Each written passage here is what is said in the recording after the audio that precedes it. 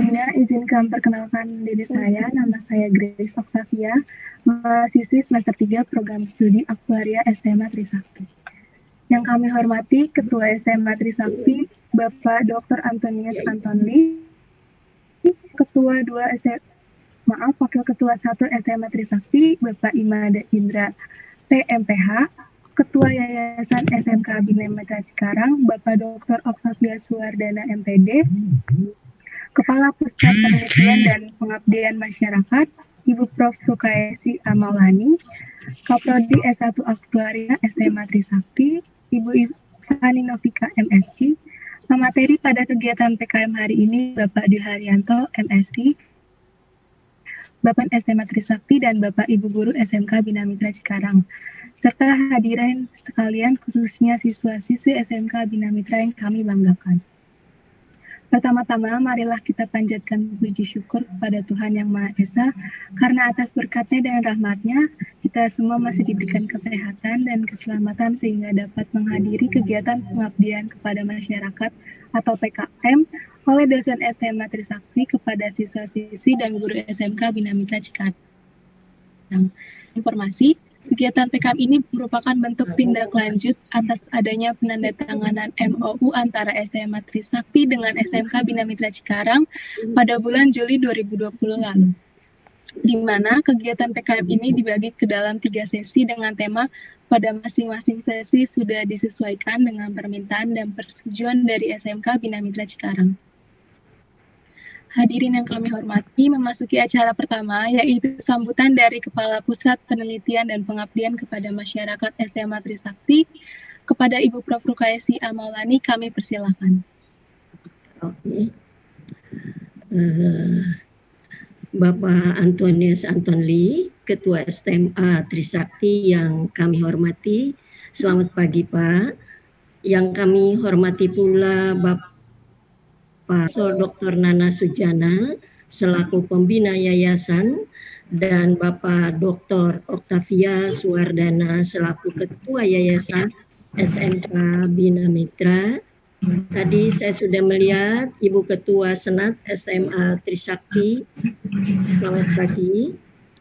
Bapak dan Ibu Guru SMK Bina Mitra, para dosen SMA Trisakti, dan seluruh siswa SMK Bina Mitra, Assalamualaikum warahmatullahi wabarakatuh. Waalaikumsalam. Waalaikumsalam warahmatullahi wabarakatuh. Waalaikumsalam warahmatullahi wabarakatuh. Hari ini kita akan mengawali kegiatan PKM dari SMA Trisakti dari serangkaian acara yang merupakan kerjasama antara SMA Trisakti dengan SMK Bina Mitra yang berlokasi di Kabupaten Bekasi. Bulan November ini, PKM yang akan diselenggarakan dalam bentuk webinar sebagai berikut. Tanggal 12 November hari ini akan diisi oleh Pak Dwi, yaitu peluang dan tantangan memilih kuliah di program studi Aktuaria. Tanggal 19 November 2020, Pak Nyoman akan memberikan tentang dasar-dasar akuntansi. Tanggal 26 November, dasar-dasar pemrograman menggunakan software Python oleh Ibu Fani Novika. Mohon Bapak Antonius Antonli dan Bapak Octavia Suwardana untuk memberikan sambutannya dalam acara hari ini. Akhir kata, semoga apa yang akan kita lakukan hari ini melalui kegiatan PKM seluruh siswa SMK Bina Mitra dalam menambah pengetahuan dan wawasan keilmuannya. Selamat mengikuti. Wassalamualaikum warahmatullahi wabarakatuh. Assalamualaikum warahmatullahi wabarakatuh. Baik, terima kasih kepada Ibu Rukaesi atas sambutannya. Hadirin yang kami hormati, acara yaitu sambutan dari Ketua Yayasan SMK Bina Mitra Cikarang kepada Bapak Dr. Octavia Suardana MPD, kami persilakan.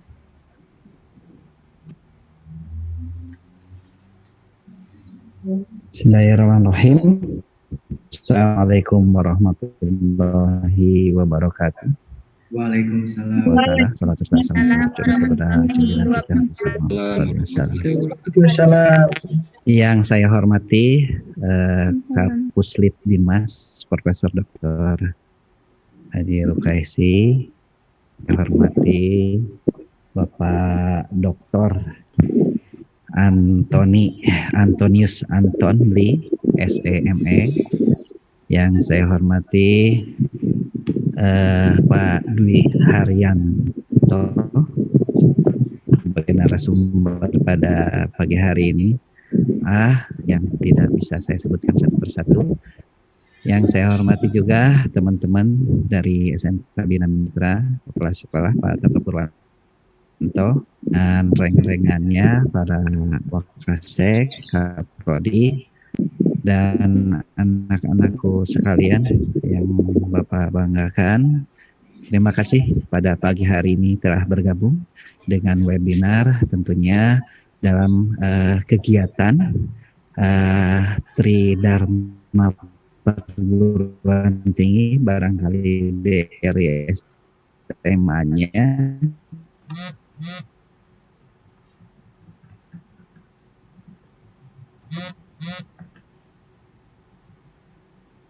Yaitu pengabdian, namun beliau tidak berkenan hadir karena ada kegiatan atau acara yang tidak bisa didelegasi ke notaris katanya.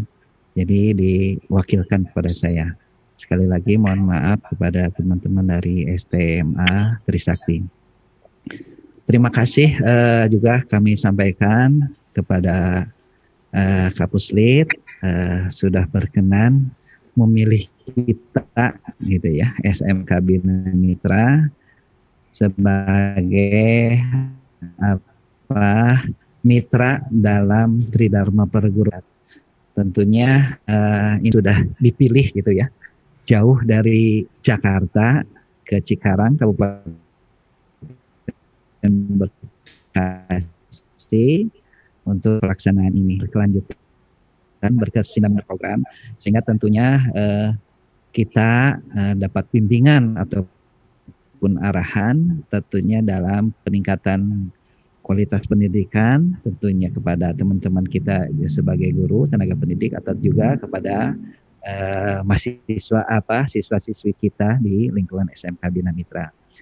Dan mudah-mudahan bukan ini saja, tapi nanti terus berkelanjutan seperti kemarin yang kita rencanakan.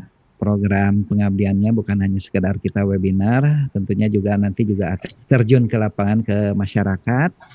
Ya, artinya kita akan memilih desa. Kita sudah konsultasi dengan Prof, katanya sudah ada desa yang bisa kita bina. Kita bareng-bareng kita bina dari SMK Mitra, dari STMA Trisakti juga bisa sama-sama membina untuk mengedukasi hal-hal yang berkaitan dengan kewirausahaan atau program mikro, ataupun juga yang berkaitan dengan lingkungan hidup yang kemarin sudah kita sepakati dengan Prof. Dan itu kebahagiaan bagi kita karena kita bisa bermitra bersama-sama untuk memberikan kontribusi lebih kepada masyarakat di lingkungan Kabupaten Bekasi. Sekali lagi saya haturkan terima kasih kepada teman-teman di STMA. Mudah-mudahan rencana kegiatan kita itu dapat berjalan dengan terlaksana dengan baik seperti itu. Terima kasih, saya ucapkan kembali lagi dan penghargaannya. Terima kasih. Billahi taufiq wal hidayah. Assalamualaikum warahmatullahi wabarakatuh. Waalaikumsalam. Warahmatullahi wabarakatuh. Ya, terima kasih kepada Bapak Octavia Suardana atas sambutannya. Hadirin yang kami hormati, acara selanjutnya yaitu sambutan sekaligus membuka rangkaian acara kegiatan PKM oleh Ketua SMA Trisakti kepada Bapak Dr. Antonius Anton Lee, dipersilakan. Terima kasih Mbak Grace. Selamat pagi kepada hadirin semua, terutama salam hormat kami yang kami sampaikan kepada yang hadir pada hari ini, Pak Octavia Suwardana yang mewakili sebagai Ketua Yayasan, dan salam hangat juga kami sampaikan, titip salam bagi Pak Dr. Nana Sujana yang tidak sempat hadir pada hari ini. Salam hormat juga Ibu Profesor Rukaisi, ya. Kemudian dengan narasumber kita yang hari ini akan menyampaikan materi, Pak Dwi Haryanto dan Ibu Fani, dan pada Bapak Ibu sekalian, para guru, siswa yang hadir pada hari ini, saya sampaikan salam hormat kami. Kita memulai pada pagi hari ini dengan ridho Allah yang Maha Kuasa. Saya ucapkan Assalamualaikum warahmatullahi wabarakatuh bagi kita semua, dan pada pagi yang baik ini saya mendapatkan informasi dari Ibu Rukaisi beberapa hari yang lalu tentang acara ini yang dirancang sebelum saya berada di SMA Trisakti. Saya menyambut baik semuanya karena apa? Karena sesuai dengan visi yang kita akan terapkan buat SMA Trisakti. Saya kenapa saya harus mendorong ini? Karena saya seorang sosiolog, saya S3 dari UI, dan juga saya sangat berpartisipasi untuk mendorong perkembangan industri asuransi di tengah-tengah masyarakat. Jadi saya saat ini masih sebagai ekspor dalam perasuransian dalam Pokja literasi dan edukasi di Otoritas Jasa Keuangan sejak tahun 2013 berdiri sampai dengan hari ini. Kami tidak putus-putusnya sebagai penyambung suara dan menyambung informasi daripada strategi nasional yang dibawakan kepada masyarakat, khususnya dalam bidang asuransi yang sangat tertinggal, ya, di Indonesia, ya. Asuransi itu sebuah bidang jasa yang kalau tidak ada asuransi, tidak ada perbankan, tidak ada asuransi, maka tidak akan ada perusahaan pembiayaan dan lain sebagainya, sehingga asuransi dikatakan sebagai sebuah pilar dari ekonomi. Saat ini bidang asuransi tidak terlepas, ya, dari banyak unsur yang harus mendukung di dalamnya. Salah satu keahlian yang diharapkan atau oleh perusahaan asuransi itu adalah aktuaria. Jadi pelajaran aktuaria ini sangat penting, dan saat ini banyak sekolah tinggi itu mulai mendirikan, ya, mata kuliah atau membuat mata kuliah aktuaria atau mendirikan bidang studi aktuaria. Sejak tahun 2016 ketika Kementerian Dikti sudah memutuskan untuk memperbolehkan perguruan tinggi, ketika itu tidak ada dosen, sehingga dibuatlah program Readi, ya, supaya memberikan beasiswa kepada para dosen untuk belajar ke Kanada. Dan saat ini sebagian sudah pulang dan sudah mulai menjalankan tugas. Aktuaria ini sangat baru di Indonesia, ya, sangat dibutuhkan, di mana kalau setiap perusahaan itu wajib selain diaudit oleh perusahaan, akuntan publik itu wajib diaudit oleh para aktuaria. Apa yang diaudit sebetulnya? Aktuaria ini akan memastikan bahwa cadangan pensiun yang dilakukan oleh perusahaan-perusahaan itu sudah sesuai atau belum, ya. Nah, khususnya kalau bidang asuransi, bukan hanya cadangan pensiun, tetapi cadangan reasuransi dan juga cadangan yang lain, ya, sebagai sebuah kekuatan daripada perusahaan. Nah, kita sekarang bayangkan di dunia asuransi saja yang benar-benar setiap produk para aktuaria saja sangat kurang, ya.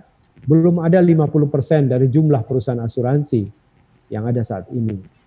Nah, ini padahal kalau perusahaan yang besar dia sudah paham tentang fungsi dari aktuaria, dia bisa memakai sampai belasan aktuaria.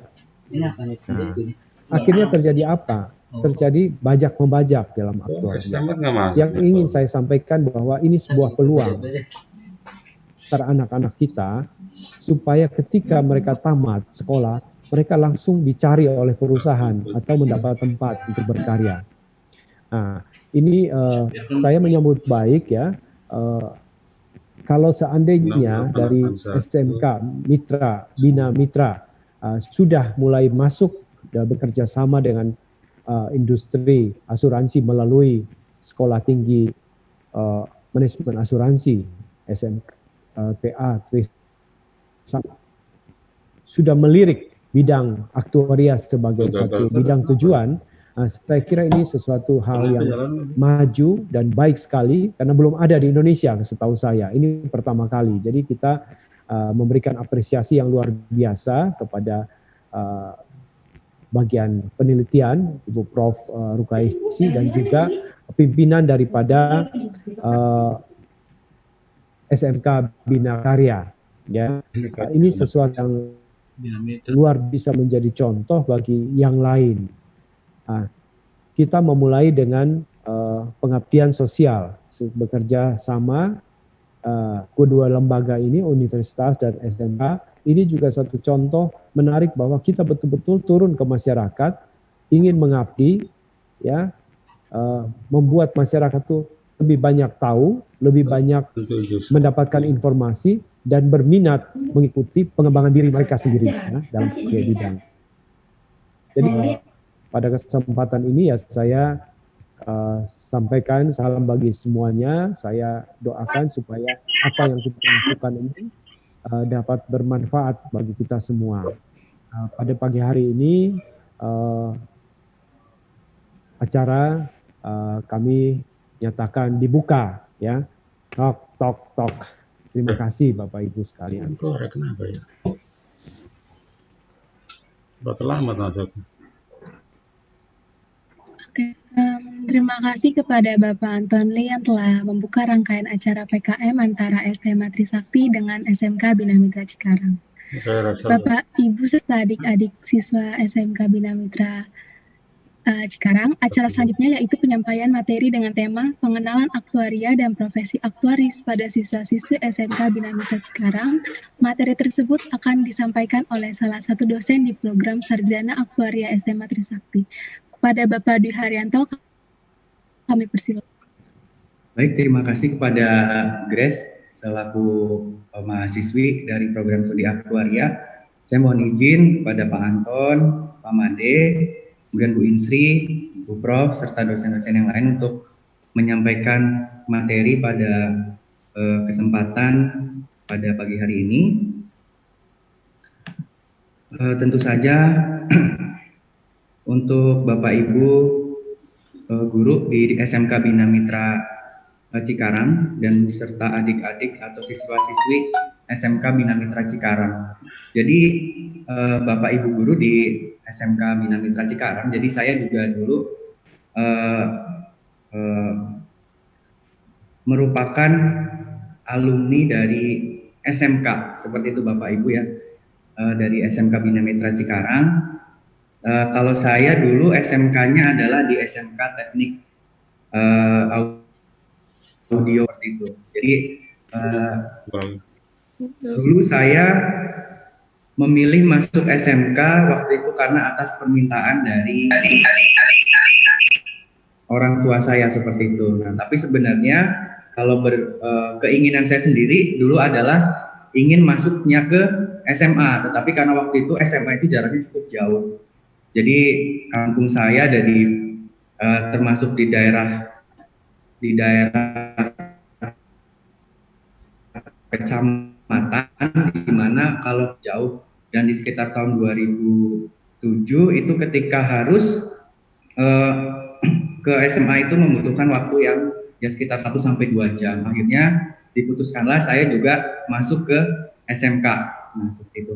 Mungkin saya buka dulu untuk materi pada pagi hari ini dengan Assalamualaikum warahmatullahi wabarakatuh. Waalaikumsalam. Waalaikumsalam.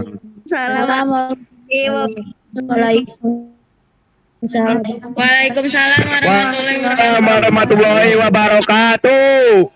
Nah, baik. Nah, jadi untuk kali ini saya akan coba menjelaskan ke adik-adik ya, khususnya siswa-siswi SMK Bina Mitra Cikarang. Mungkin ada yang dari TKJ, ada yang dari teknik sepeda motor, ada yang dari akuntansi dan lain-lain terkait dengan aktuaria dan profesi aktuaris gitu. Yang saat ini kalau adik-adik searching di Google itu saat ini lagi trending. Program studi ini lagi trending, naik daun. Bisa cek di Instagram, bisa cek di Twitter ataupun bisa cek di Google lah, seperti itu. Nah, prodi aktuaria bahkan kalau di SBMPTN itu keketatannya itu sudah peringkat kedua di bawah kedokteran. Jadi memang program studi ini ya memiliki kebutuhan yang tinggi lulusannya. Nah, seperti itu. Sebelum lebih ke aktuaria, saya minta adik-adik di sini bisa akses ini ya, internet ya, bisa buka Google, kemudian bisa klik mentimeter.com, www.mentimeter.com, kemudian silakan masukkan, kalau nanti diminta kode, masukkan kode ini. Jadi saya ingin tahu terkait dengan 2 pertanyaan ini, survei singkat, yaitu adik-adik sudah memiliki rencana setelah lulus dari SMK Bina Mitra.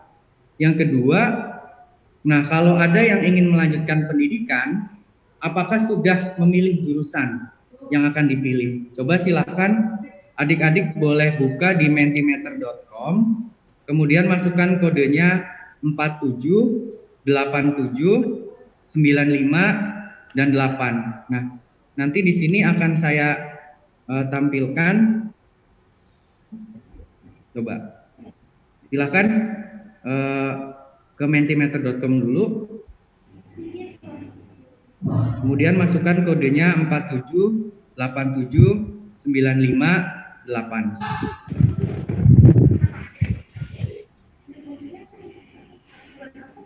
Ya.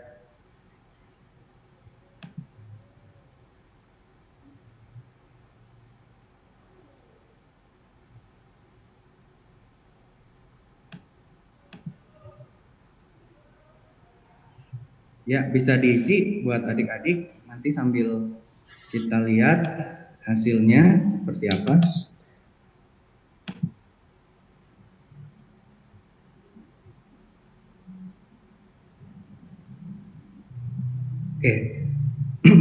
Oke, silakan yang lain. Kemudian pertanyaan kedua juga silakan diisi. Setelah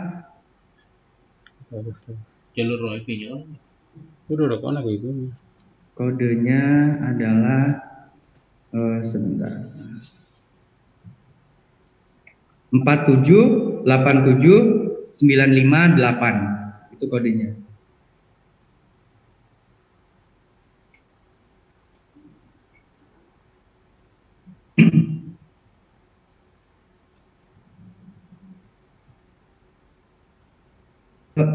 Sudah tampil di layar ya hasil dari mentimeter.com-nya ya.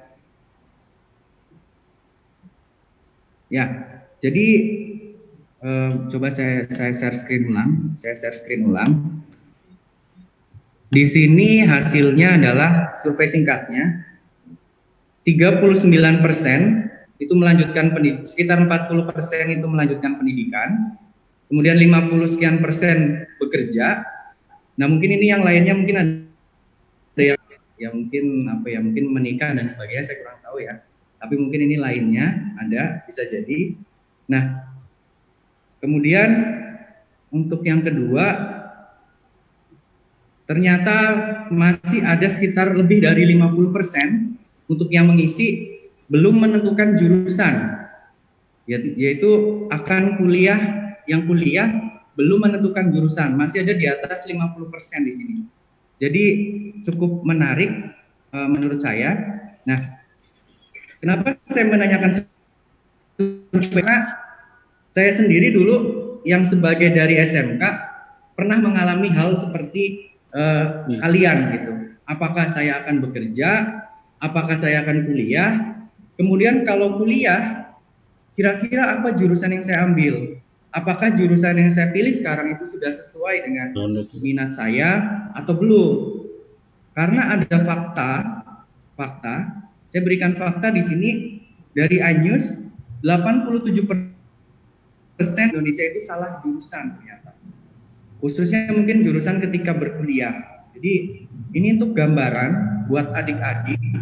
Jadi harus berhati-hati dalam memilih jurusan. Begitupun dari jurnas.com, itu ada 87% yang mengakui salah memilih jurusan. Begitupun dari Republika dan juga dari Aku Pintar, salah satunya yang mungkin cukup terkenal ya, itu menyatakan bahwa 7% mahasiswa merasa salah jurusan. Nah, hal ini pada kesempatan kali ini saya ingin berbagi dengan adik-adik ya, agar mungkin kegalauan yang dulu saya rasakan tidak dirasakan oleh adik-adik gitu. Artinya adik-adik yang mungkin saat ini sudah kelas 3 sudah lebih siap dalam menentukan jurusan apa yang akan diambil dan kira-kira sesuai tidak dengan keinginan ataupun 200 orang masuk udah. Mungkin ataupun minat dan bakat yang adik-adik miliki, agar adik-adik masuk ke dalam 13%-nya, tidak masuk ke dalam 87% yang ada di sini gitu. Nah, kalau kita berkaitan dengan aktuaria, pasti ini sangat relate dengan kehidupan gitu. Saya akan mencoba sangat menyederhanakan penjelasan pada pagi hari ini agar adik-adik lebih mudah mengerti terkait dengan apa itu program studi aktuaria ataupun hal-hal yang berkaitan dengan asuransi jiwa, asuransi umum, program-program studi yang ada di STMA Trisakti. Ya. Kita ketahui bahwa hidup itu selalu penuh dengan risiko. Ya. Jadi dimanapun adik-adik di sini misalkan ada Bilkis ya, ada Kiki, ada Wawan, ada Sri dan lain-lain, pasti setiap harinya itu selalu dihadapkan dengan risiko-risiko. Ya, misalkan salah jurusan, risikonya apa? Risikonya ya sulit mendapatkan pekerjaan. Ini fakta. Nah, oleh karena dampaknya lagi kalau teman-teman cek akhir-akhir ini, ya bisa cek di Instagramnya BPS, bisa cek di Twitter, bahwa tingkat pengangguran terbuka di Indonesia itu meningkat. Nah ini kalau dicek lagi itu salah satu faktornya adalah kemampuan lulusannya itu tidak sesuai dengan kebutuhan yang ada di industri, salahnya seperti itu. Ya tadi efek dari mungkin si siswa ini atau mahasiswa ini, dari siswa ke mahasiswa besar. Hanya sekedar ya udahlah yang penting kuliah gitu dan lain sebagainya. Nah, harapannya yang tidak seperti ini. Berikutnya risiko-risiko yang lain misalkan teman-teman pasti saya yakin punyalah di sini akun Instagram, YouTube, WA, kemudian punya TikTok dan lain sebagainya. Nah, itu juga pasti memiliki risiko. Bisa jadi datanya dihack atau disadap oleh orang-orang yang tanggung jawab. Nah, akibatnya apa? Akibatnya mungkin data-data pribadi adik-adik di sini tersebar luas, atau mungkin akunnya hilang.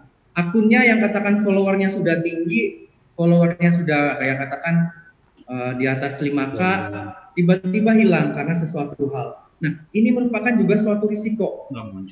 Risiko dalam setiap hari itu pasti ya boleh dikatakan selalu menghantui kita, atau kita selalu dihadapkan dengan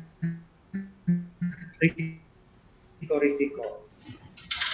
Lalu mungkin secara lebih luasnya saya contohkan mungkin ada yang adik-adik ataupun siapa saja di sini yang sekolah mungkin ada yang sudah 17 tahun, kalau yang sudah ya mengendarai motor ataupun tetangganya, orang tuanya mengendarai motor, itu juga pasti ada memiliki risiko. Ya bisa kehujanan, sementara kita tidak menyiapkan risiko tidak mengantisipasi risikonya, tidak persiapan mantel, itu kan bisa saja terjadi. Kehujanan, kemudian terkena macet, ya maaf ya, bisa jadi sampai terjadi suatu kecelakaan gitu. Risiko yang bisa dihadapi oleh pengendara sepeda motor.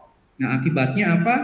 Ya akibatnya bisa jadi sakit, terlambat ke kantor misalkan atau ke sekolah, atau terlambat menghadiri pertemuan, dan mungkin yang lebih fatalnya lagi bisa sampai menghilangkan mohon maaf nyawa seseorang akibat dari risiko mengendarai kendaraan bermotor. Jadi sadar terhadap risiko-risiko yang kita hadapi dalam kehidupan sehari-hari. Walaupun mungkin adik-adik di sini saya rasa masih usia sekitar 16-17 ya, 16 tahun 17 tahun, tapi harus sudah mulai masuk ke fase dewasa, dan ya harus mulai memperhitungkan risiko-risiko atas sesuatu hal yang adik-adik lakukan. Jadi hindari kegiatan-kegiatan yang tidak positif atau yang mungkin penuh dengan risiko.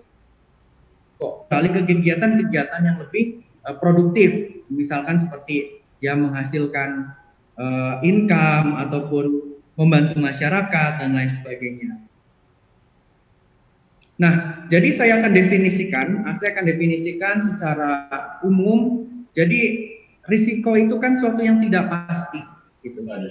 Kejadian ini tidak pasti sebenarnya. Kapan akan terjadinya itu tidak pasti.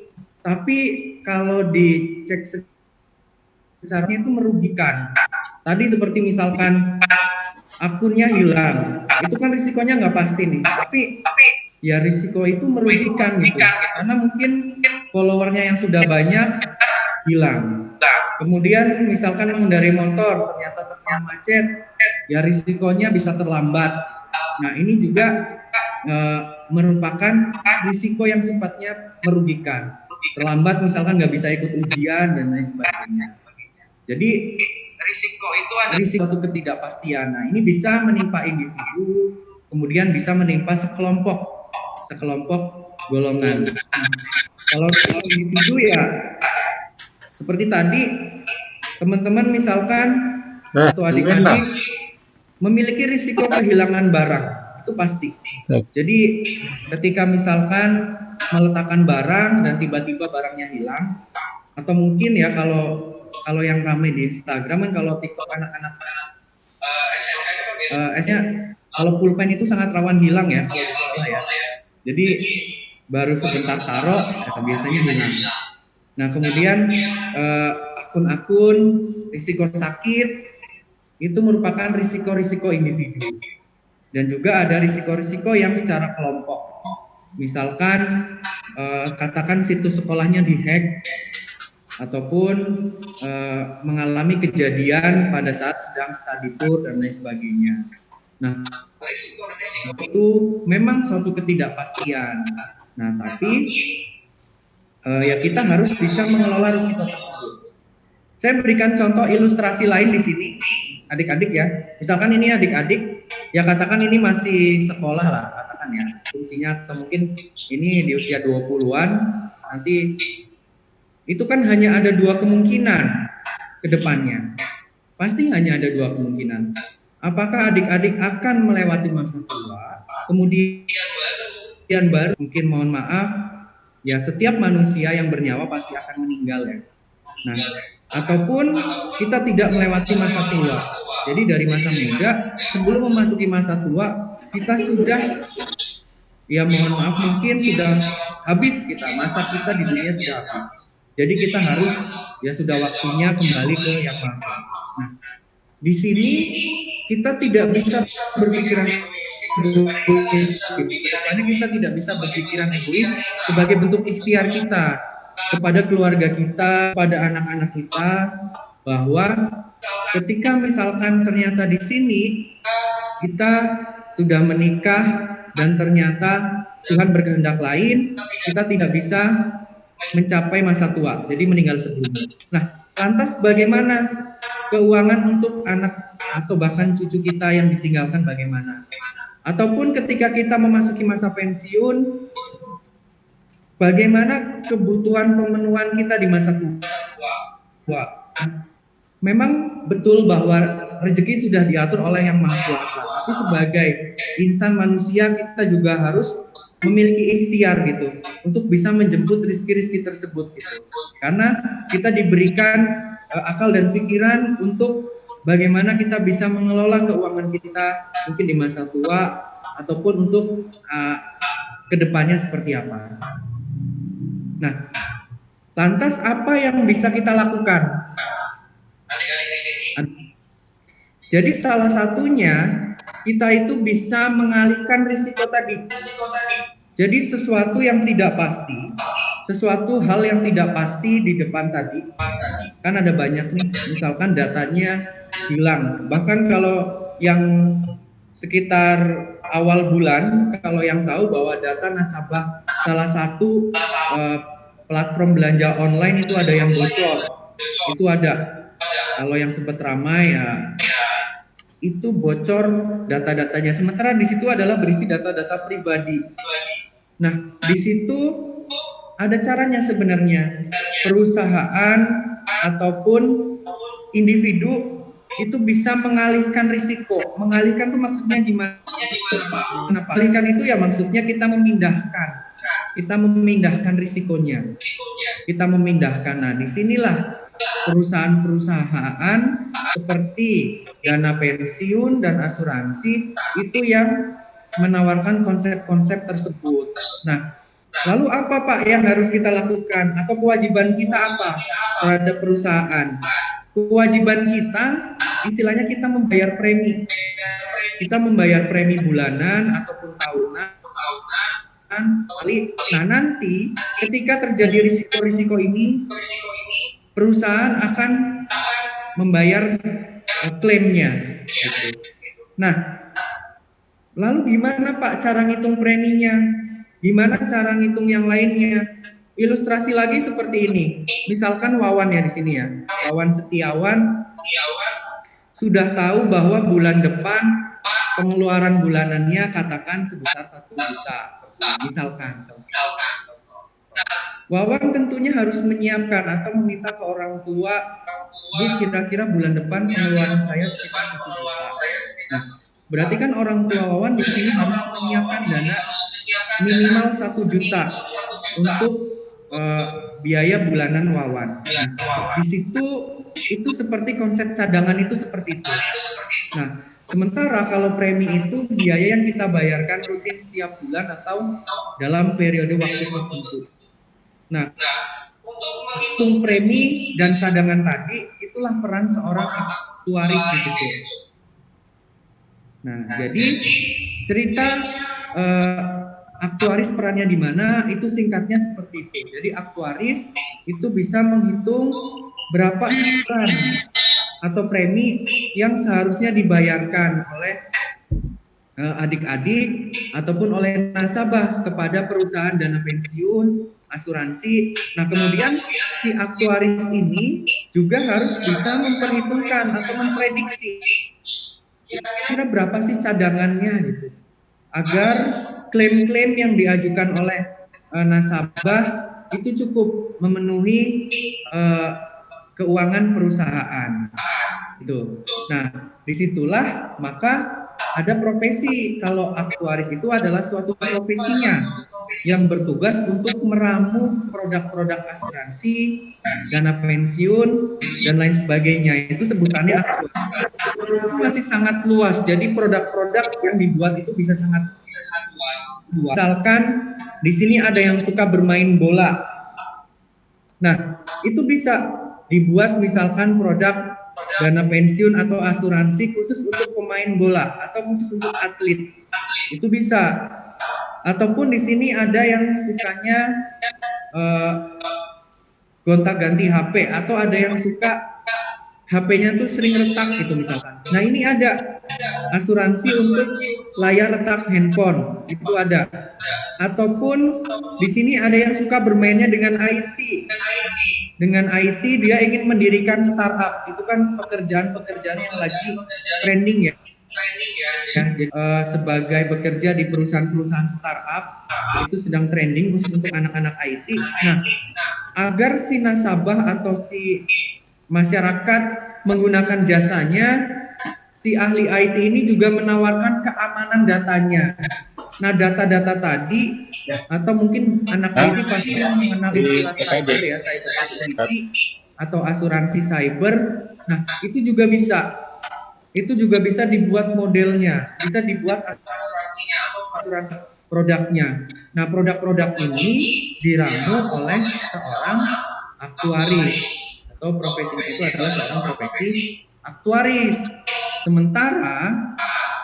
Sementara program studinya yang memang kita itu mempersiapkan lulusannya untuk menjadi aktuaris, itu adalah program studi aktuaria. Program studi aktuaria itu mempersiapkan lulusannya untuk menjadi seorang aktuaris atau bekerja sebagai aktuaris. Itulah perbedaan aktuaria dan aktuaris. Nah, di sini mungkin yang coba coret-coret bisa dihapus dulu ya. Nah, oke, saya ulangi untuk share screen. Jadi aktuaria itu ya salah satu disiplin ilmu. Kalau teman-teman mengenal ada akuntansi, ada matematika, ada statistika, dan ada bidang-bidang ilmu lain, ya aktuaria juga merupakan salah satu bidang ilmu yang menggunakan teori-teori tertentu untuk mengukur. Jadi ini untuk mengukur nih, aktuaria itu bisa mengukur dan menghitung dampak keuangan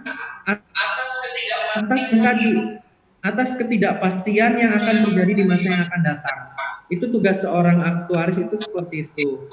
Nah, program studi aktuaria ilmunya untuk mengukur dan menghitung dampak finansial atas ketidakpastian tersebut.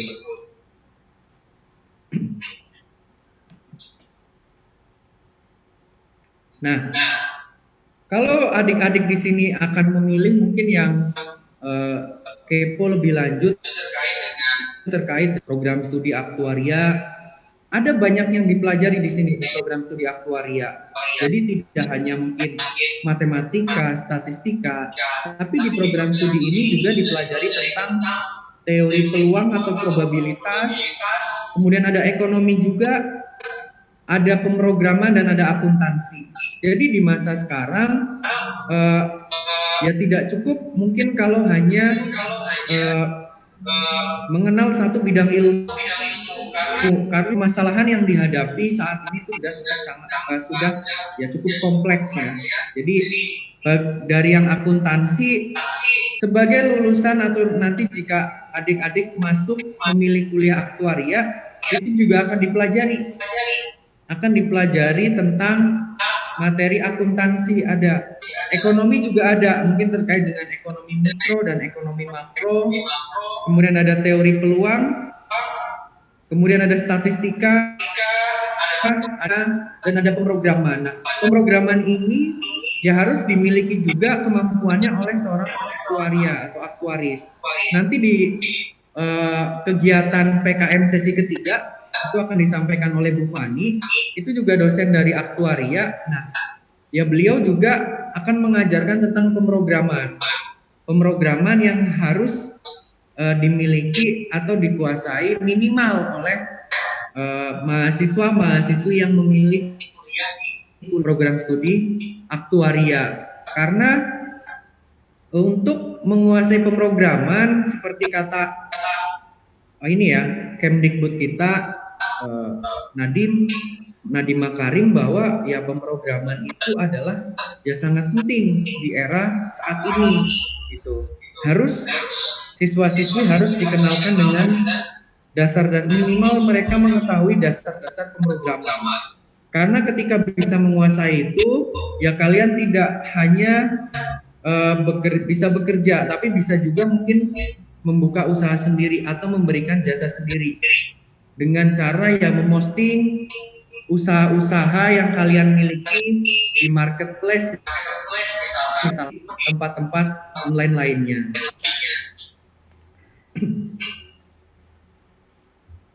Nah, lalu apa saja sih yang dipelajari di program studi aktuaria?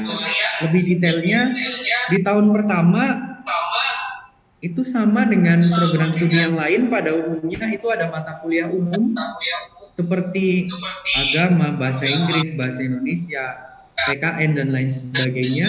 Mata kuliah kalau di sekolah berarti mata pelajaran ya, mata pelajaran tapi umum gitu.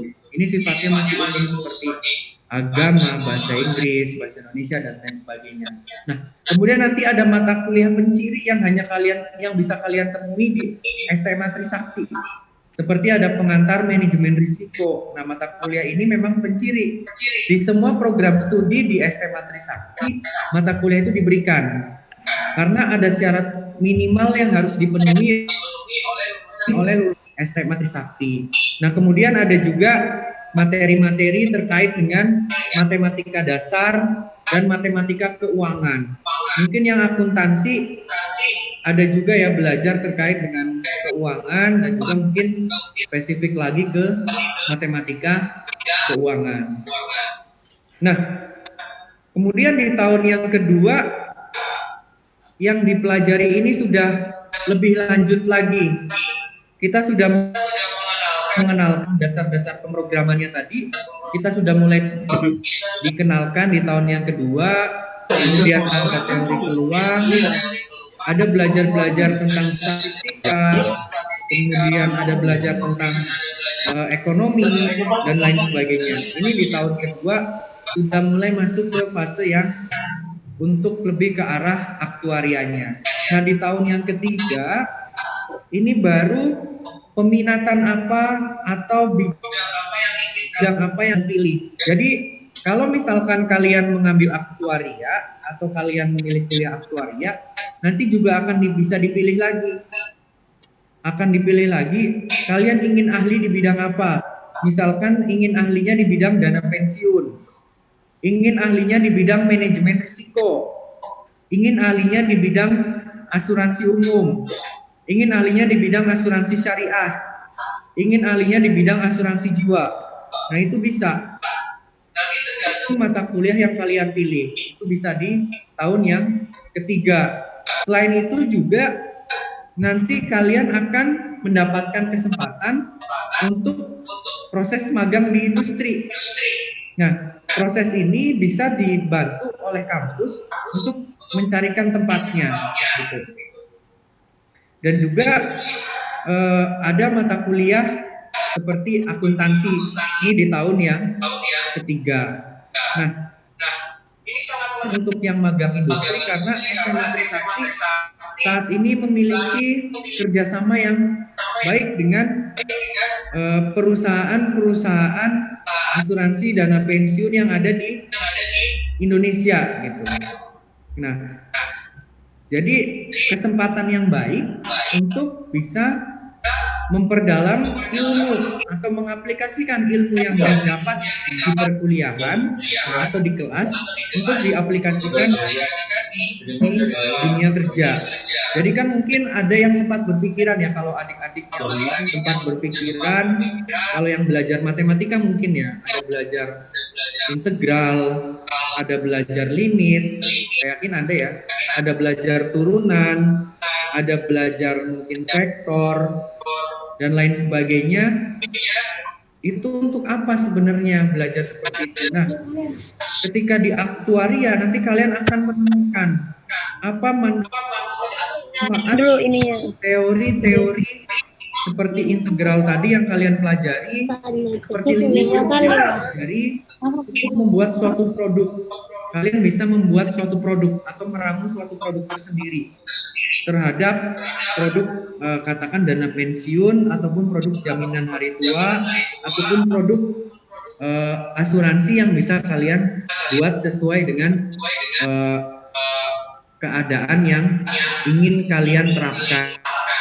Kembali ke masing-masing aktuaris itu bisa meramu produknya seperti apa ya, sesuai dengan asumsi-asumsi yang dibangun oleh si aktuaris tersebut. Nah, kemudian di tahun yang keempat, baru di sini ini juga masih terkait dengan mata kuliah peminatan, namun sudah tidak terlalu banyak karena kalian nanti akan dihadapkan dengan ya lebih lanjut seminar dan skripsi. Jadi ini gambaran secara umum apa sih mata kuliah yang dipelajari di program studi aktuaria. Jadi memang sebaiknya dari saya juga dulu dari SMK, ketika kalian yang sudah memutuskan ataupun yang belum memutuskan itu segera cari dan mempelajari apa saja yang akan dipelajari nanti ketika kalian telah memutuskan untuk memilih satu program studi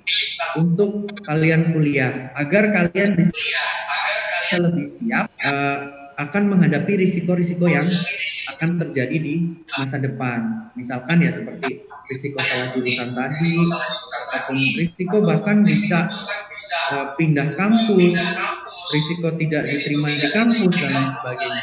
Itu harus mulai dipersiapkan dari sekarang. Nah, lalu bagaimana kebutuhan aktuaris?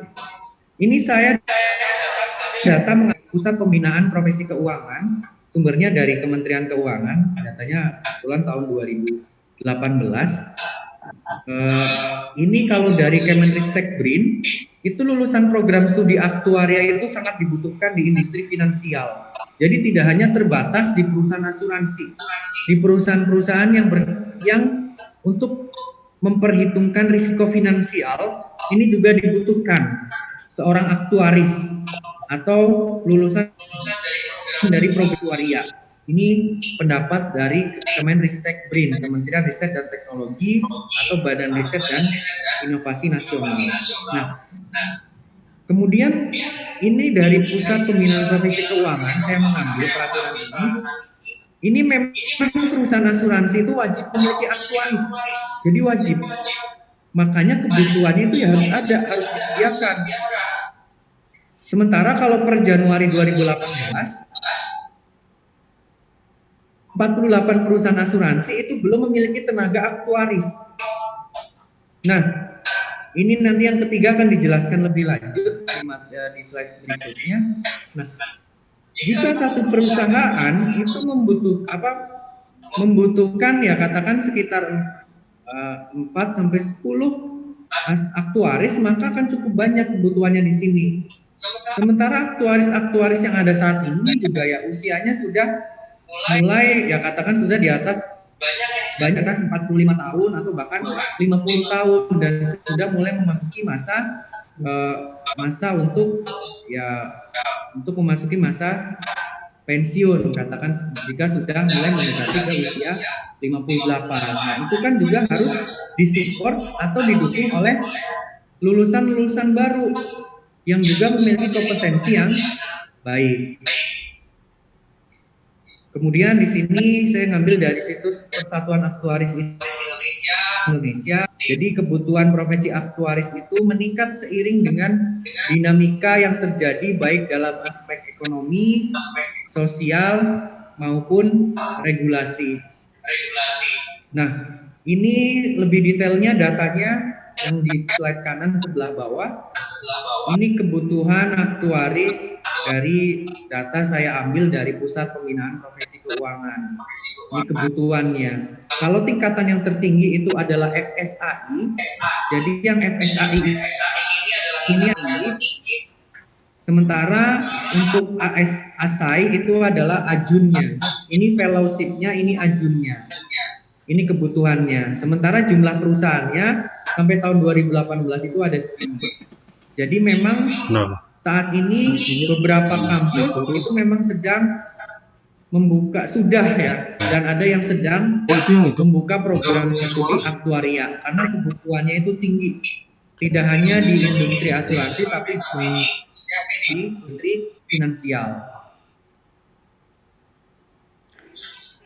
Lalu bagaimana cara menjadi aktuaris? Tadi kan kalau ingin menjadi aktuaris atau program studi aktuaria mempersiapkan lulusannya untuk menjadi seorang atau bekerja di bidang di bagian aktuaris atau di divisi aktuaria.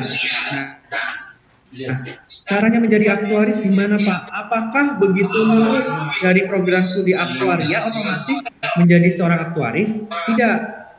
Untuk menjadi seorang aktuaris itu ada tahapannya.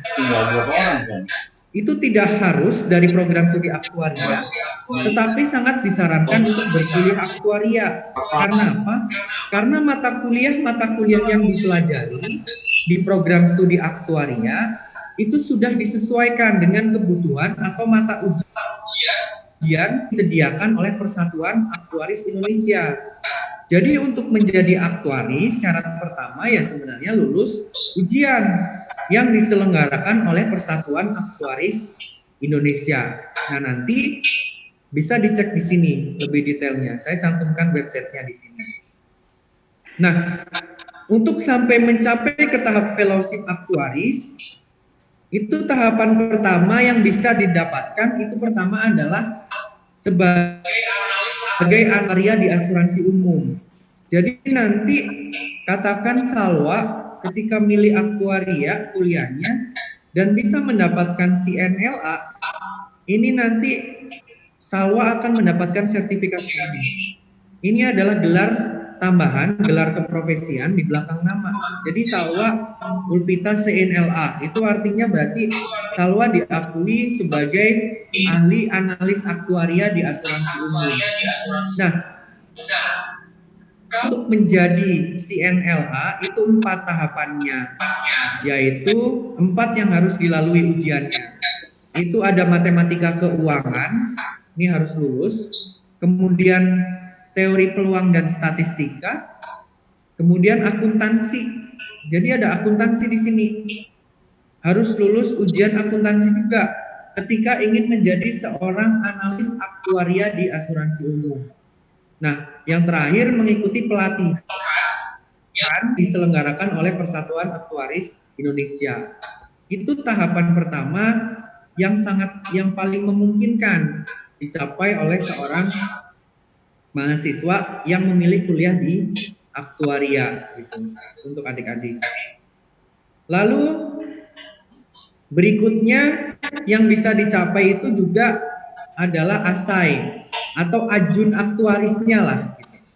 Kalau ajun aktuarisnya ini ada 8 mata ujian yang harus kalian lulus, harus kalian tempuh dan lulus. Yaitu tadi seperti CNLA ada matematika keuangan, probabilitas dan statistika, ekonomi, ada ekonomi, akuntansi, metode statistika dan seterusnya. Nah, ini mata kuliah ini atau mata ujian ini dipelajari di program studi aktuaria. Jadi ketika kalian mau mengambil dari Persatuan Aktuaris Indonesia, ketika kalian milih untuk berkuliah di aktuaria, kalian akan lebih siap karena sudah mendapatkan materi-materi ini di perkuliahan. Seperti itu. Nah, kalau kalian sudah mencapai ke-8 ini, maka gelar keprofesian yang adik-adik dapatkan itu adalah ASAI nanti, ajun aktuaris. Nah, baru yang terakhir itu adalah mendapat tingkatan sebagai fellowship aktuaris. Itu adalah ada tambahan mata ujian spesifik yang ingin kalian ambil, apakah di aspek aktuaria asuransi jiwa, dana pensiun, asuransi kesehatan, ataupun asuransi umum. Jadi kalau yang misalkan sering mendengar berita ataupun mendapatkan keluhan terkait BPJS Kesehatan ataupun dan lain sebagainya, dan kalian memiliki niat yang baik untuk bisa berubah ataupun memperbaiki kondisi-kondisi permasalahan-permasalahan yang ada, itu bisa diniatkan dari sekarang menjadi seorang ahli aktuaris, khususnya mungkin di bidang asuransi kesehatan. Nah, ini sangat mungkin gitu, karena memang peluangnya masih sangat terbuka lebar yang ingin menjadi seorang ya ahli di bidang-bidang yang saya sebutkan barusan. Jadi itu tahapan-tahapan yang bisa ditempuh atau yang bisa dilalui untuk menjadi seorang aktuaris. Nah, ini ada fenomena, kalau mungkin adik-adik di sini yang punya saudara dikatakan di luar Jakarta, di luar Jabodetabek, Cikarang, ataupun mungkin yang di daerah Jawa Barat, Jawa Timur khususnya yang di luar dari Pulau Jawa, yang punya saudara yang saat ini sedang kelas 3 juga, baik itu di SMK ataupun SMA, yang mungkin sudah terlebih dahulu mengetahui tentang program studi aktuaria, itu pasti banyak yang menganggap bahwa program studi ini hanya untuk lulusan SMA. Nah, ini hanya terjadi mungkin untuk di kampus perguruan tinggi negeri gitu. Tetapi di perguruan tinggi yang lain itu bisa, karena saya sendiri adalah lulusan dari SMK yang memilih untuk berkuliah di program studi aktuaria. Nah, itu fenomenanya. Jadi sebagai program studi yang sedang booming, kalian bisa cek juga di akun-akun Instagram terkait persiapan masuk kampus. Itu pasti ada yang membahas aktuaria. Itu juga anggap program studi ini adalah untuk lulusan SMA IPA. Nah, ini tidak, karena kalau di SMA Trisakti kita nanti akan mempersiapkan kalian agar materinya sama untuk memulai perkuliahan, kita akan berikan matrikulasi. Jadi sebelum kalian memulai kuliah di semester 1, kalian akan disamakan dulu materinya dengan siswa-siswi yang lain. Jadi yang dari SMK, yang dari SMA IPA, yang dari SMA IPS, nanti akan dapat program matrikulasi agar bekal kalian untuk masuk ke semester 1 itu sudah sama semuanya. Gitu. Nah,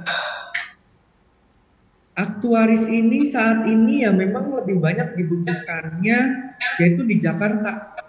Nah, posisi kalian adalah di Cikarang yang sebenarnya juga yang masih berada di sekitaran Jakarta.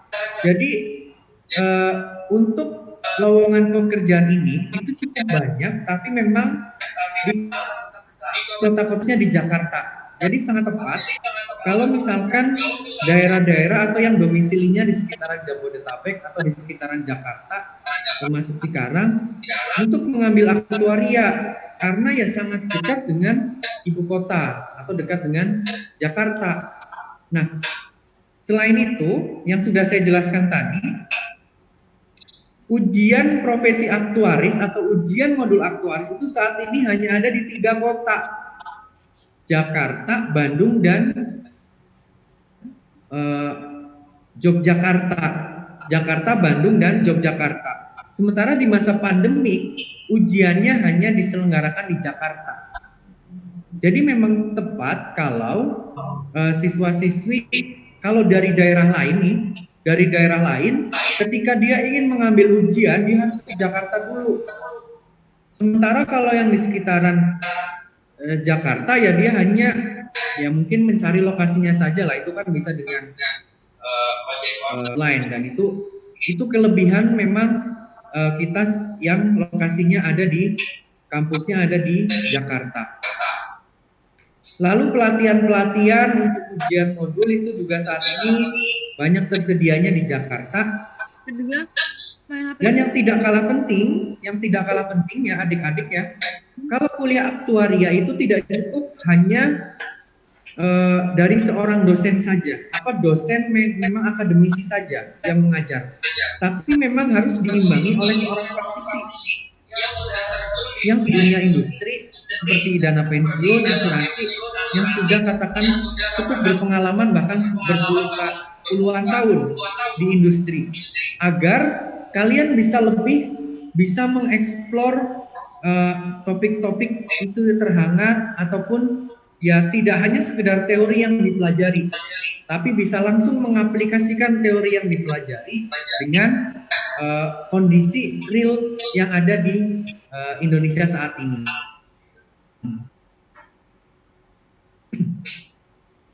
Nah, lalu saya akan mengenalkan ini fakta yang ada di Aktuaria SMA Trisakti. Program studi kita itu sudah berjalan 2 tahun, 2 angkatan saat ini. Kita lokasinya ada di Jakarta Timur, Aktuaria SMA Trisakti. Kita memiliki kerjasama dengan perusahaan-perusahaan asuransi jiwa ataupun kerugian yang ada di Indonesia, bahkan ya beberapa di luar.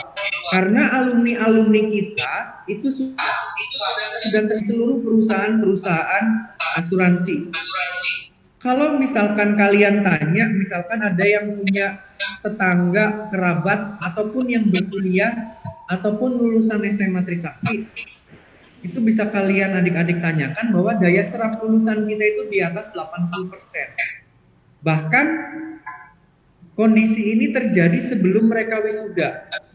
Jadi sebelum wisuda itu sudah banyak sekali yang sekitar 88% sudah bekerja.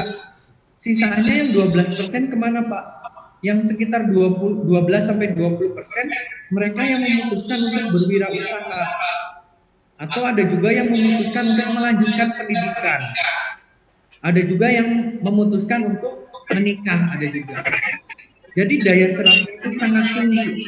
Karena memang kebutuhannya itu sangat tinggi di industri. Jadi ketika jurusan, ya ada beberapa hal mungkin yang harus menjadi pertimbangan terkait risiko-risiko yang akan kalian hadapi, yaitu terkait dengan adanya kemungkinan salah jurusan, kalian harus berhati-hati. Yang kedua, lapangan kerjanya sangat sedikit, itu juga harus dipertimbangkan.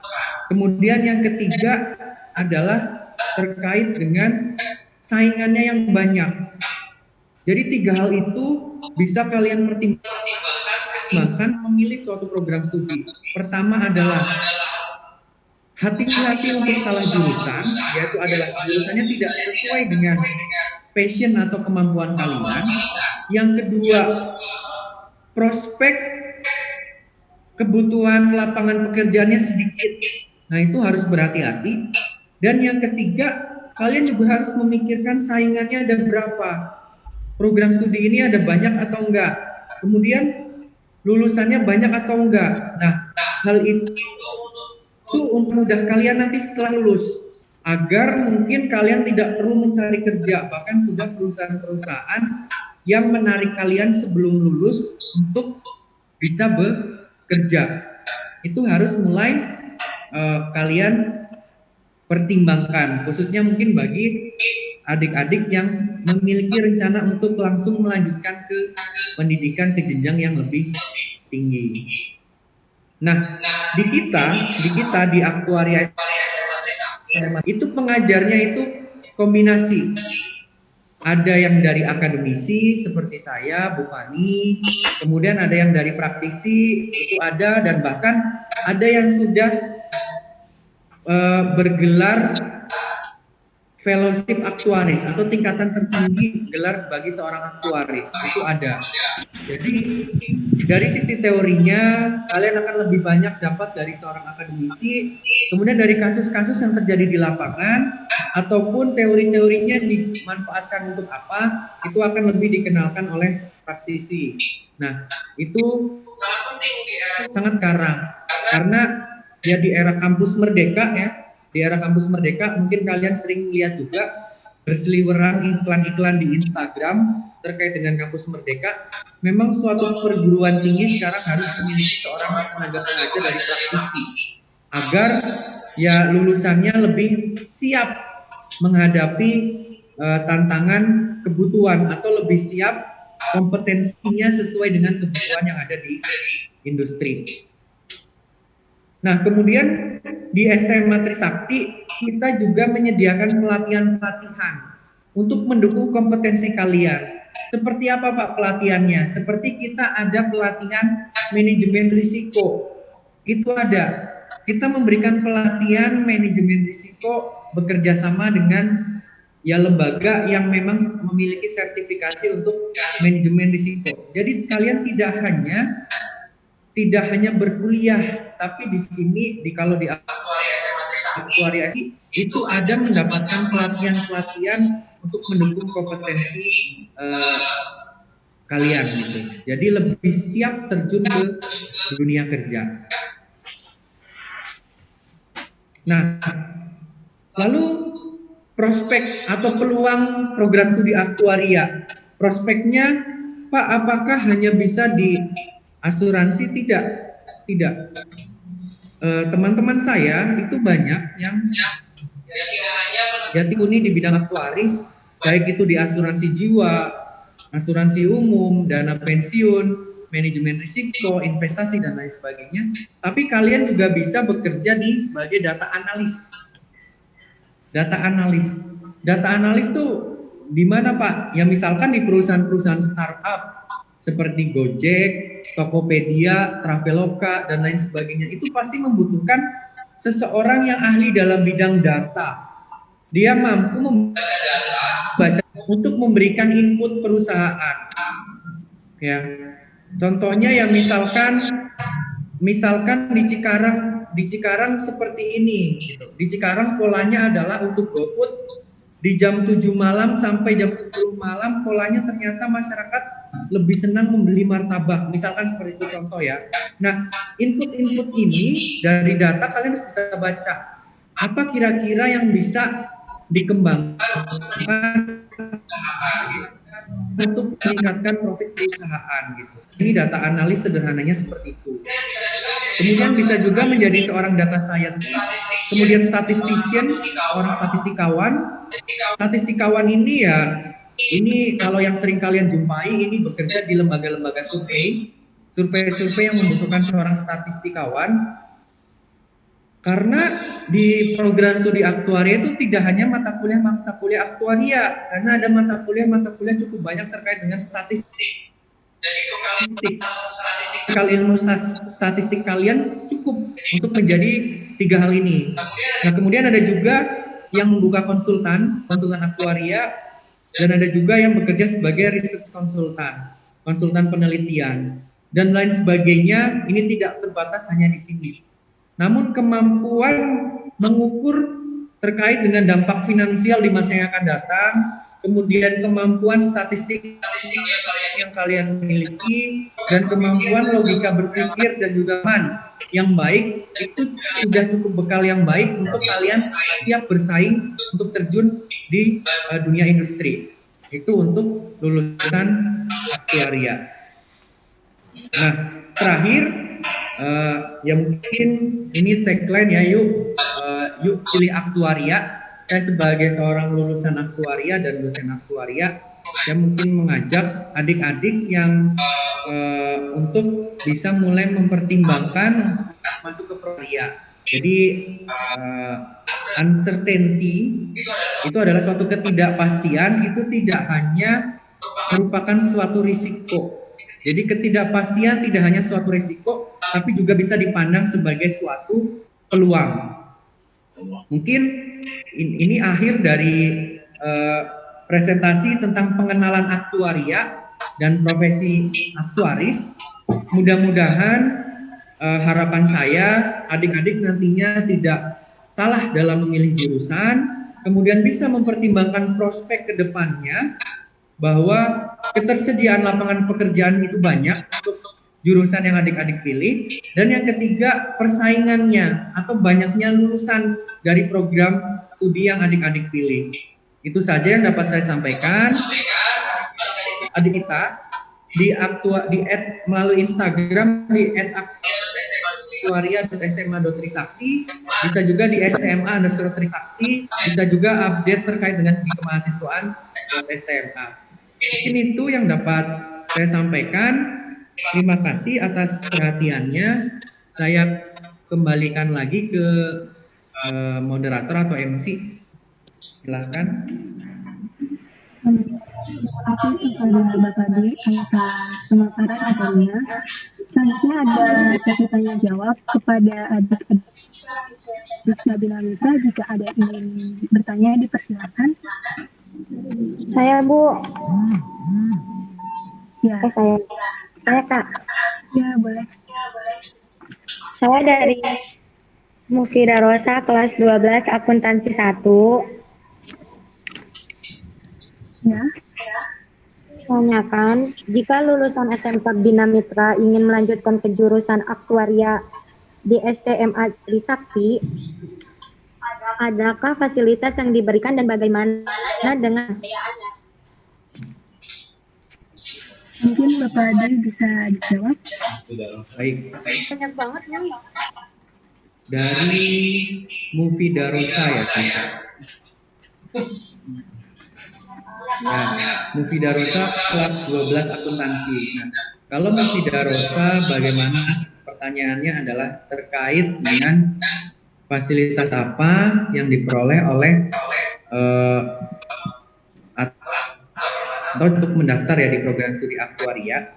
Jadi kalau program studi aktuaria di SMA Trisakti, untuk saat ini kita sebenarnya sudah membuka pendaftarannya kalau ingin mendaftar.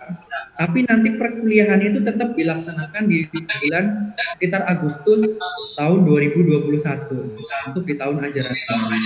Nah, namun untuk pembukaan pendaftaran itu memang dibagi ke dalam beberapa gelombang.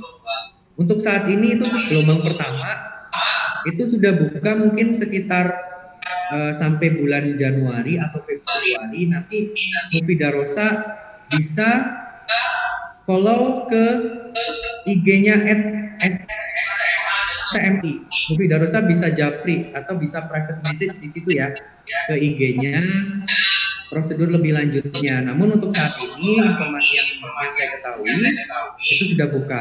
Nah, lalu terkait dengan biayanya bagaimana? Nah, biayanya itu juga nanti ada tertera di situ. Ada tertera di Instagram di aktuaria di @stma_trisakti.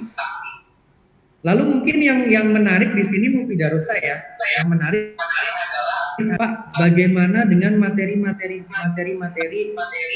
mungkin kan kalau di SMK, kalau dulu saya dari SMK juga mungkin materi matematikanya tidak sebanyak materi-materi yang anak-anak SMA IPA atau IPS Pak. Ini nanti Mufida Rosa sebelum memulai perkuliahan di semester 1 itu akan ada matrikulasi. Matrikulasinya apa Pak isinya? Matrikulasi ya tujuannya untuk menyamakan materi atau menyamakan pengetahuan siswa SMA Pak, siswa SMK, siswa SMA IPS, kita samakan dulu materinya agar tidak ada yang tertinggal. Karena bisa jadi seperti ini Mufida Rosa. Yang SMA IPA belum pernah belajar matematika keuangan. Tapi mungkin yang SMA akuntansi sudah pernah belajar matematika keuangan. Nah, kita akan berikan dasar-dasarnya agar kalian sama gitu. Ataupun sebaliknya, IPA sudah pernah belajar tentang limit tapi lebih lanjut misalkan. Sementara SMK akuntansi itu limitnya hanya sebatas misalkan pengenalan. Nah, itu nanti kita samakan untuk diadakan matrikulasi agar ketika masuk di semester 1 kemampuan kalian sudah sama untuk menerima materi-materi yang memang disesuaikan dengan aktuaria. Mungkin seperti itu ya, Mufida. Terima kasih Pak. Ya, sama-sama. Kak, ada yang ingin bertanya lagi ya? Saya Kak. Ya, mari. Nih Kak, kelebihan dan kekurangan sebagai sarjana aktuaris apa Kak? Bapak D boleh bantu jawab? Ori dari siapa tadi? Ori Saya ya. Ori Syakurasid ya. Mungkin kalau karena kebetulan saya juga sebagai lulusan program studi aktuaria, kalau berbicara kelebihan itu banyak ya, Ori Syakurasid ya. Kemampuan atau kompetensi yang dimiliki oleh lulusan aktuaria itu memiliki kemampuan analis yang baik. Itu yang memang mempersiapkan lulusannya itu seperti itu. Yang kedua adalah dia memiliki bekal kemampuan pemrograman yang baik atau memiliki logika berpikir yang baik, memiliki kemampuan sistematis dalam pemecahan masalah yang baik. Itu yang kedua sebagai lulusan aktuaria. Yang ketiga, ya memang ketersediaan lapangan pekerjaannya itu luas. Itu untuk untuk lulusan aktuaria. Yang keempat, dia tidak hanya bisa berkarir di bidang aktuaria, dia bisa juga berkarir di bidang statistika. Mungkin kalau Ori Syakurasid, kalau pernah mendengar terkait dengan lembaga-lembaga survei, bisa survei-survei pendidikan, survei-survei ekonomi, misalkan dari lembaga survei terkait survei-survei politik, bahkan ya itu butuh seorang statistikawan di situ untuk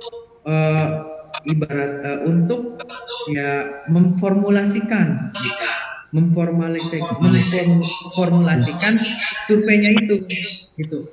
Kalau yang mungkin hangat, kalau misalkan pada saat pemilu itu ada quick count. Nah, itu juga butuh seorang statistikawan. Nah, seorang lulusan aktuaria, kalau yang saya rasakan dan teman-teman saya itu yang memiliki bekal itu.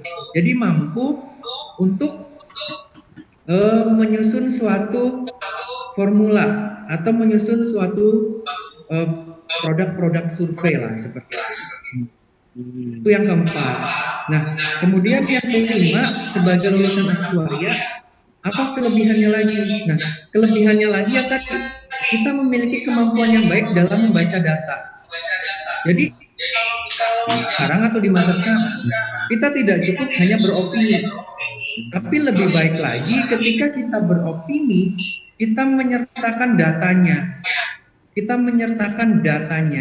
Jadi saya juga selalu menekankan kepada mahasiswa saya bahwa marilah kita memberikan suatu informasi-informasi tapi berbasiskan pada data. Jadi tidak hanya berbasiskan kepada opini atau opini yang dibangun itu harus data yang ada. Artinya seorang aktuaris itu juga mampu memiliki kemampuan membaca data yang baik untuk jadi membaca data itu sudah seperti membaca kata. Harapannya seperti itu. Ketika diberikan sekumpulan data, ada banyak data nih. Nah, seorang aktuaris itu harus mampu mengolahnya menjadi suatu output apa. Misalkan, contohnya, Ori memiliki data,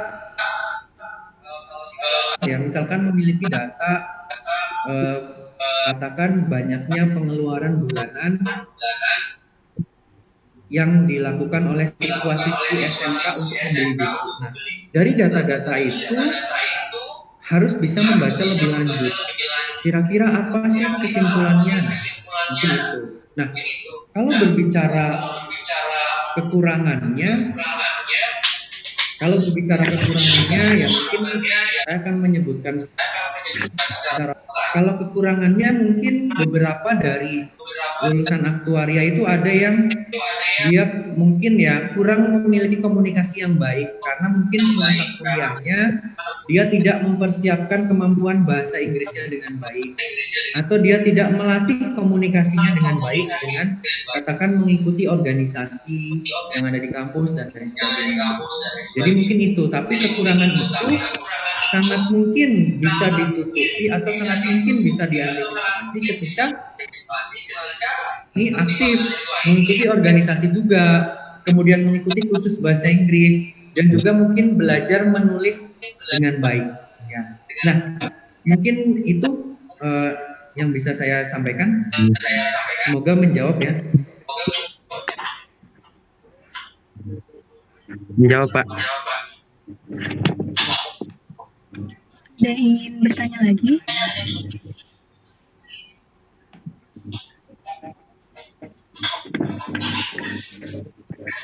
Berapa penanya lagi, Des?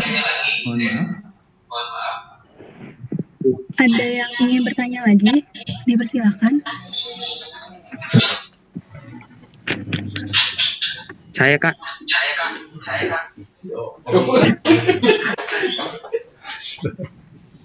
Kak, Apa? Ya. Si Oli. kalau untuk ya,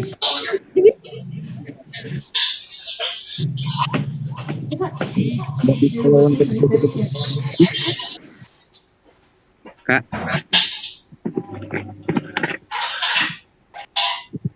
Kak, Ya, Ori. Silakan. kalau untuk spesifikasi pekerjaannya, apa yang dilakukan oleh sarjana aktuaria, Kak? Ada Bapak Dwi. Ya. Penanyanya tadi spesifikasi pekerjaan apa yang dilakukan oleh sarjana aktuaria? Enggak, namanya siapa yang bertanya? Mohon maaf. Ori Pak, masih Ori. Oh, Ori ya. Iya. Jadi kalau spesifikasi terkait pekerjaannya seperti ini. Kalau mungkin saya akan contohkan di yang sering kalian jumpai ya. Kalian kan mungkin sering mendengar seperti BPJS Kesehatan ataupun dan lain sebagainya. Nah, BPJS orang tua kalian memiliki asuransi BPJS Kesehatan. Saya berikan contoh yang paling umum. Nah, di mana orang tua kalian itu pasti membayar premi bulanan, membayar premi-premi bulanan. Kemudian katakan misalkan seseorang dia ditimpa musibah sakit.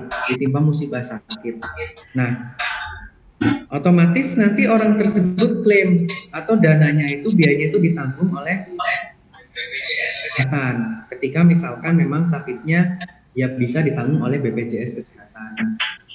Besar premi atau iuran bulanan atau iuran rutin yang orang tua kalian bayarkan ke BPJS Kesehatan itu dihitung oleh seorang aktuaris.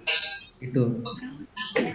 Ya, Ori ya. Jadi salah satunya adalah seorang aktuaria bekerjanya ya harus menghitung premi.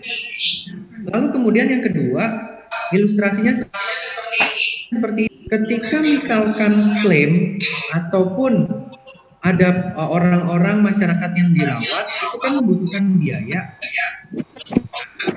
Dari biaya tersebut perusahaan atau BPJS ini kan harus mempersiapkan cadangan dananya agar ketika nanti katakan di bulan depan ada tagihannya yang masuk, dananya sudah tersedia dan sesuai dengan yang terjadi atau minimal mendekati. Harus mampu menghitung cadangan dana tersebut. Itu jika seorang lulusan aktuaria bekerja di perusahaan seperti BPJS Kesehatan atau di asuransi lah. Nah, tidak terbatas hanya di situ. Kalian juga harusnya ya lulusannya itu mampu meramu suatu produk. Misalkan produk yang belum ada di Indonesia apa? Misalkan, Pak, saya buat asuransi khusus untuk para disabilitas misalkan. Jadi saya ingin para disabilitas itu benar-benar dikelola oleh negara misalkan. Kalian ingin seperti itu karena mungkin kalian sering menjumpai atau sering bertemu di jalanan dengan orang-orang disabilitas yang mungkin sudah tidak bisa bekerja. Nah, itu kan mungkin memang harus mendapatkan dukungan yang baik dari sisi finansial. Kalian ingin membuat suatu produk disabilitas ataupun kalian ingin membuat suatu produk asuransi cyber, Pak, karena saya kebetulan senangnya di dunia komputer. Kalian ramu itu produknya, diramu hingga kalian bisa menghitung iurannya berapa. Ketika nasabah ingin membeli polisnya, ingin membeli asuransi kalian, dan ingin menggunakan asuransi kalian, tertarik, berapa sih yang harus dia bayar dan berapa besar cadangan keuangan yang harus dipersiapkan perusahaan. Itu ketika seorang aktuaria memang memilih untuk menjadi seorang aktuaris. Lalu ketika misalkan memilih untuk menjadi seorang data analis, pekerjaannya ngapain saja, Pak? Contohnya seperti ini, Ori ya. Ketika Ori memiliki data historis atau banyak data katakan di perusahaan seperti market perusahaan belanja online, katakan seperti Shopee, Tokopedia, Blibli.com, Lazada dan lain-lain. Di situ itu kan ada datanya. Data misalkan Putri nih, misalkan siapa di sini, siswa Bina Mitra. Oh, ternyata siswa SMK Bina Mitra, katakan Salwa ya. Oh, dia lebih suka belanjanya adalah terkait dengan buku-buku akuntansi misalkan. Ataupun misalkan Bintang. Ternyata dia lebih sering belanja di Shopee itu adalah belanja terkait kebutuhan-kebutuhan untuk sekolah misalkan. Nah, dari data-data yang ada, itu harusnya bisa dianalisis. Sederhananya gini, kalau kalian sering atau kalian buka internet, kalian sering muncul iklan-iklan. Kesannya iklan-iklan itu adalah sesuatu hal yang memang sering kalian klik atau sering kalian pilih ketika mencari informasi-informasi di misalkan di YouTube, di Instagram. Nah, nanti ketika kalian buka YouTube itu akan muncul iklan-iklan tuh. Nah, itu sebenarnya ada peran seorang data analis di situ untuk memetakan kira-kira si anak ini lebih cocok diberi iklan apa agar iklan yang muncul itu bisa diklik. Itu bisa seperti itu. Mungkin itu ya sederhananya ya, dua penjelasannya Ori ya. Iya, Pak. Baik, ada yang ingin bertanya lagi? Ya, Nabila. Siapa? Pani dari kelas 10 BPTN. Pertanyaannya, apa saja peran aktuaris dalam dunia keuangan? Bapak Dwi. Ya. Tadi siapa yang bertanya? Nabila. Oke. Nabila. Sebenarnya itu cukup relate ya Nabila dengan pertanyaan-pertanyaan sebelumnya juga. Kalau di bidang keuangan, ya aktuaris ini adalah dia tugasnya itu mengukur terkait dengan dampak finansial dari suatu ketidakpastian di masa yang akan datang. Jadi seperti ini, mungkin saya akan ilustrasikan menggunakan suatu garis langsung. Misalkan ini garisnya, misalkan ini garis waktu misalkan. Misalkan kita ada berada di titik T, misalkan. Saat ini kita berada di sini. Nah, ini adalah waktu yang sudah kita lalui. Berarti di sini ada data-data historis. Ada data-data sebelumnya. Nah, waktu-waktu yang akan datang itu berarti kan dari sini garis ini sampai sini ya, Nabila ya. Kalau di sini kan sudah terjadi, kita sekarang posisinya ada di sini. Nah, di sini kan adalah kita akan dihadapkan dengan suatu hal ketidakpastian ini. Di sini akan penuh dengan suatu ketidakpastian, khususnya terkait dengan keuangan misalnya. Nah, seorang aktuaris itu dia harus mampu menaksir risiko atau dampak finansial terkait dengan risiko yang akan dihadapi di sini. Jadi risiko yang belum terjadi.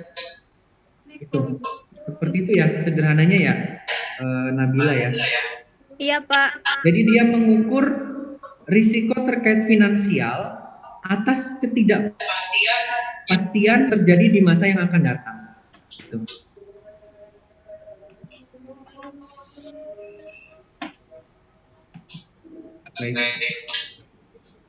Baik, terima kasih Fadi.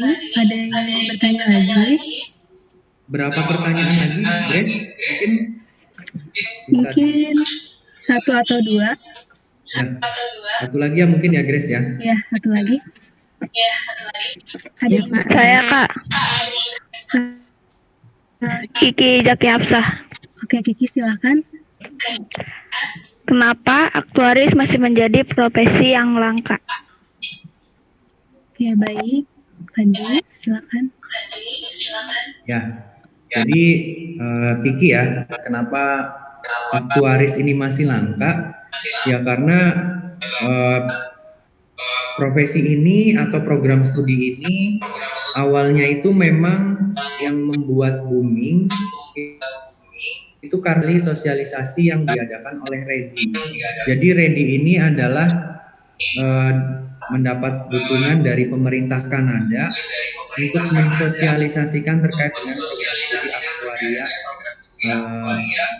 ya kebutuhan gitu. Jadi di masa yang semakin kompleks ini ada dinamika terkait dengan ekonomi, ya program studi atau lulusan aktuaria ini makin kesini makin dikenalkan dan booming. Dan kenapa sampai baru? Ya itu memang karena memang beberapa kampus itu baru mendapatkan tugas atau baru mendapatkan perintah mandat dari pemerintah, khususnya mungkin Kementerian Pendidikan dan Kebudayaan DIKTI untuk membuka program studi aktuaria. Nah disusul beberapa kampus lain juga mulai membuka program studi aktuaria. Jadi program studi ini untuk program sarjananya ini memang masih baru. Kalau yang benar-benar di atas program studi aktuaria. Namun di beberapa kampus program studi aktuaria itu ada yang dia bukan program studi, hanya konsentrasi atau hanya penjurusan lagi dari program studi matematika. Itu ada. Nah, tapi kalau yang memang nama program studinya adalah aktuaria, itu memang masih baru-baru. Itu baru yang mungkin lulusannya untuk sarjana, setahu saya itu baru 1. Kan baru 4 angkatan. Beberapa kampus itu baru 2 dan 3 angkatan. Itu yang memang dari program studi aktuaria ya. Berbeda yang aktuaria dari program studi matematika itu juga ada. Jadi dulunya aktuaria merupakan konsentrasi di matematika. Namun sekarang sudah pecah menjadi program studi tersendiri. Itu ya. Kiki ya tadi. Oke, terima kasih Pak. Ya. Oke, baik. Terima kasih Fadi. Mungkin sudah tidak ada lagi yang bertanya. Akan ditutup acaranya. Mungkin Bapak Dio ada yang ingin ditambahkan? Ya, baik. Mungkin pesan terakhir ya untuk adik-adik siswa-siswi SMK Bina Mitra Cikarang. Saya sebagai lulusan SMK juga, saya dulu di SMK Teknik Audio Video. Ya, hal yang pernah saya rasakan mungkin saya tidak ingin adik-adik khususnya di SMK Bina rasakan adalah terkait dengan benar-benar adik-adik harus hati-hati dalam memilih jurusan dan harus sesuaikan jurusan yang adik-adik pilih ketika ingin kuliah yang sesuai dengan minat ataupun passion kalian. Itu yang pertama. Yang kedua, juga kalian harus pertimbangkan dengan baik adalah terkait dengan saingan. Banyaknya saingan atau banyaknya program studi ini ada gitu. Kalau misalkan program studi ini ada otomatis saingannya akan banyak. Dan ini juga harus kalian bisa pertimbangkan. Yang ketiga adalah kalian juga harus memikirkan terkait dengan peluang kerjanya nanti akan seperti apa. ketika kalian telah memutuskan ingin masuk ke kuliah di bidang program studi apa. Itu mungkin pesan yang dapat saya sampaikan. Nanti mudah-mudahan di kesempatan yang lain, seperti yang Pak Octavia tadi sampaikan, mungkin tindak lanjutnya kita akan sama-sama melakukan kegiatan suatu desa. Ya mudah-mudahan di situ kita bisa bekerja sama ataupun sharing lebih lanjut. Itu saja. MC terima kasih atas kesempatannya. Saya tutup. Assalamualaikum warahmatullahi wabarakatuh. Waalaikumsalam warahmatullahi wabarakatuh. Terima kasih Bapak Dwi. Baik, Bapak Ibu serta adik-adik siswa-siswi SMK Bina Mitra Cikarang, puji syukur kita kami sampaikan terima kasih kepada Bapak Ibu undangan serta adik-adik siswa-siswi SMK Bina Mitra yang telah aktif dalam mengikuti kegiatan PKM sesi 1 ini. Sebagai penutup ada sebuah pesan, ingat jangan salah pilih kampus, jangan salah pilih jurusan. Pilihan saat ini menentukan kesuksesan di masa depan. Akhir kata, saya Grace, selaku MC mohon undur diri. Selamat siang dan sejahtera bagi kita semua. Sampai bertemu di sesi 1. Nanti ada 3. Terima kasih. Ya, terima kasih Pak Octavia, Anton, Bu Pramita, Bu Prof Rukaisi, Pak Ahmad. Kita diurutkan. Bu Istri, terima kasih Pak Jarkosi.